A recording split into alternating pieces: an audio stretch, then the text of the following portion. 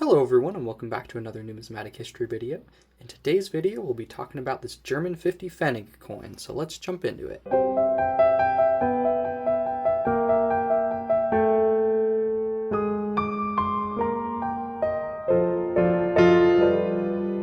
Alright everyone, so to jump right in, I wanted to go over some of the details of the coin here. So this coin here, this specific design was in use between 1949 and 2001, or at least those are the years that it was minted between. So it was minted for a long time, for 52 years, so that's pretty cool.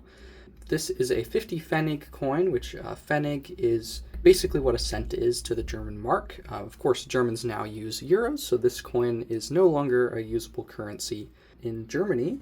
But I wanted to talk a little bit about the details. So this coin weighs 3.5 grams and has a diameter of 20 millimeters and a thickness of 1.58 millimeters.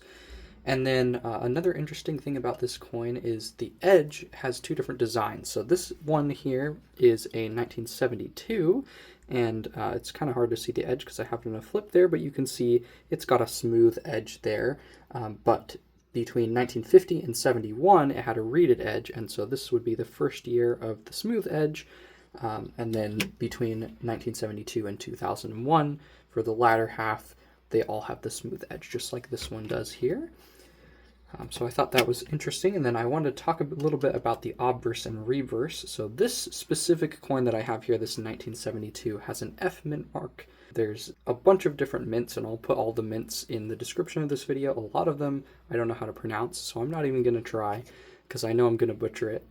But I wanted to talk about, so this here is the obverse here. So it has, you can see it's got the face value there, that 50 there, and then right below it's that little F mint mark. And then it says German Federal Republic is basically what it says there, and Pfennig as well. So that obverse is pretty simple there, but the reverse is the cool part of this coin, and we'll be talking a lot about it.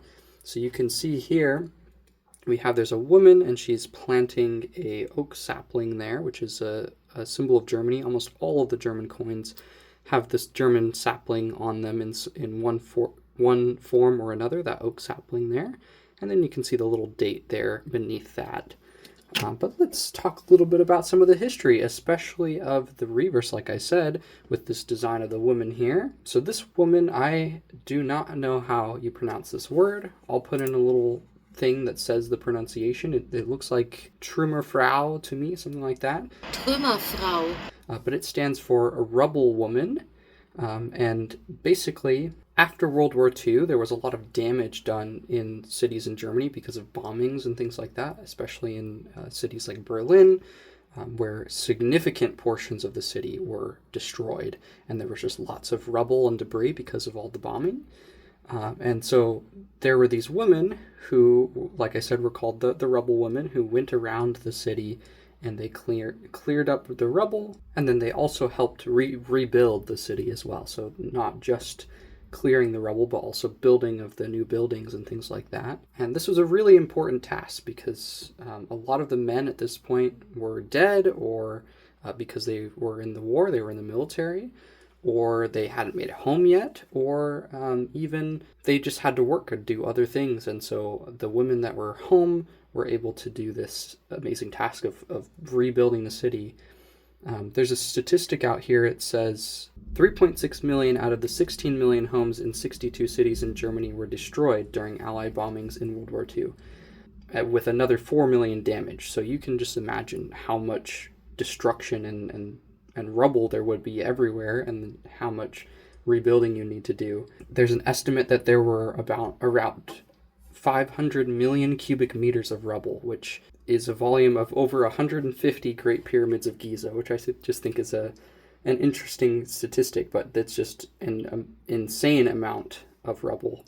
And because of this, because of this damage, there were a lot of people that were forced to be homeless because they didn't have homes because their homes were destroyed. A lot of this cleanup work that the women did during the war was done by prisoners of war or forced laborers or things like that. But after the war, because the German government was taken over and split up, that was no longer an option. And so the women were conscripted into doing this cleanup.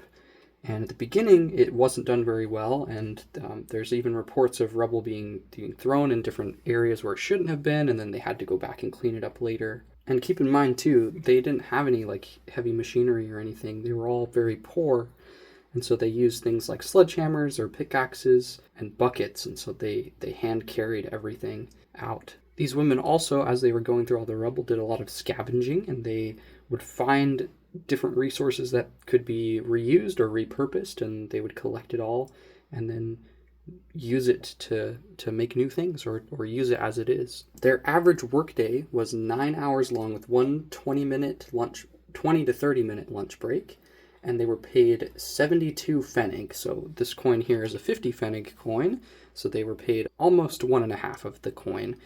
And then they were also given a food ration card, it wasn't usually very big and could usually only feed just themselves. This work that they did and their role in the rebuilding after the war is considered an important change in the post-war gender roles in Germany as well, and helped to solidify the concept of women as independent workers. Another cool part of the history of this coin that I found while doing research about it that I wanted to share with you guys is about the designer of the coin, actually. So the designer of the coin is Richard Martin Werner, and there's not a whole lot of information about him, but we do know that he was a sculptor and medalist, and he was part of the sculpture event in the art competition at the 1936 Summer Olympics. And during that Olympics, he gained some recognition, and he was able to get the opportunity to make this coin design here. So that's pretty cool. He designed the coin after his wife, Gerda Joanna Werner.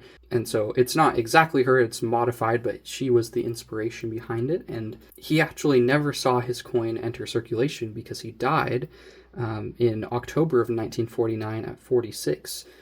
So he was pretty young when he died. And then later that year, the coin entered circulation. I think there's only a couple known of that year. I tried to find a picture of him and any more information, but I couldn't. So that's all that I know. And I was trying to find out how he died, too, because he died at such a young age, at just 46.